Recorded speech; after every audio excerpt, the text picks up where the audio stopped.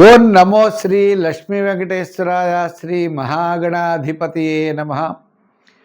ఉగ్రం వీరం మహావిష్ణుం జ్వలంతం సర్వతోముఖం నృసింహం భీషణం భద్రం మృత్యోర్మృత్యుర్నమామ్యహం. ప్రేక్షకుల నమస్కారాలు తెలియజేస్తూ ఈ వారం రాశి ఫలాలు తెలుసుకుందాం. మనకి ఆగస్టు 9 నుంచి ఆగస్టు 15 వరకు గ్రహాల యొక్క పరిస్థితిని అనుసరించి మనం రాశి ఫలాలు తెలుసుకుందాం. అయితే ముఖ్యంగా మనం తెలుసుకోవాల్సినటువంటి విషయం ఏంటి అంటే, ఈ వారం మాస శివరాత్రి 11వ తారీఖు వచ్చింది. ఆదివారం నాడు ఏకాదశితో వార ప్రారంభం.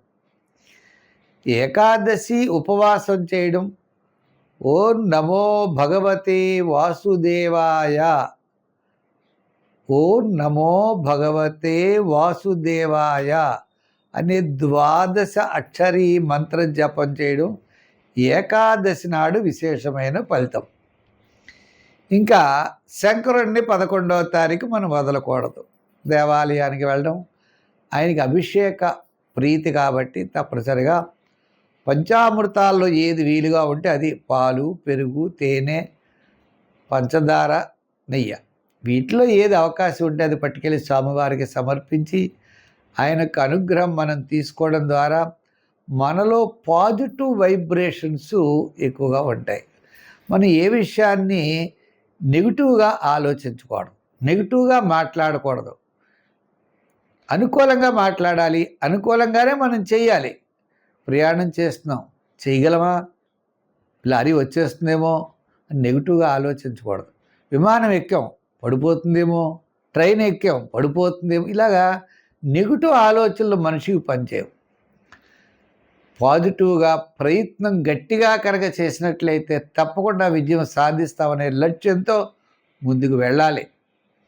గ్రాముల యొక్క బలాబలాలు తెలుసుకుని అనుకూలంగా ఉన్నప్పుడు కొంచెం వేగంగా వెళ్ళడం, అనుకూలంగా లేనప్పుడు కొంచెం రిస్క్ తీసుకోకుండా 1-2 సార్లు మనం పరిశీలన చేసి ముందుకు వెళ్ళడం చాలా మంచిది. తద్వారా ప్రతి మనిషి కూడా ప్రతి పని యందు దైవ బలం వలన, మానవ ప్రయత్నం వలన రెండూ కలిసి రావడం ద్వారా తప్పకుండా విజయాన్ని సాధిస్తాడు. మన ఈ వారం ఏ ఏ రాశుల వారికి ఎలా ఉంది, మనం ఏం చేయాలనే విషయాన్ని తెలుసుకుందాం. మీనరాశి. ఈ మీనరాశి వారికి ఈ వారం పంచమంలో రవి, పంచమంలో గురుడు, షష్టంలో కేతువు, సప్తమంలో శుక్రుడు. ఈ సప్తమ శుక్రుడు పెద్దగా యోగకారకుడు కాదు. వైవాహికమైన జీవితంలో లైఫ్ పార్ట్నర్తో స్వల్పమైన ఆటంకాలు రావడానికి అవకాశాలు ఉన్నాయి, అభిప్రాయ భేదాలు. ఇంచేత సప్తమంలో ఉన్న శుక్రుడు నీచ స్థానంలో ఉన్నాడు. గురుబలం అనుకూలంగా ఉన్నది. కుటుంబార్థిక సంతానపరమైన వ్యవహారాలు ప్రోత్సాహకరంగా ఉంటాయి. శని వ్యయ స్థానంలో ఉన్నాడు.